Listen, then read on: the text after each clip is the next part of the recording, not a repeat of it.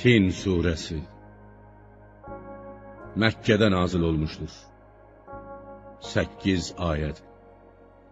Bağışlayan və mehriban Allahın adıyla. And olsun əncirə və zeytuna. And olsun Allah Taala'nın Musa ilə danışdığı Tur dağına. And olsun bu təhlükəsiz, qorxusuz, xətərsiz şəhərə, Məkkiyə ki, biz insanı ən gözəl biçimdə yaratdıq.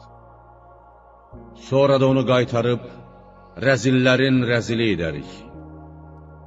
Yalnız iman gətirib yaxşı əməllər edənlərdən başqa. Onları minnətsiz, saysız hesabsız mükafat gözləyir. Ey kafir insan!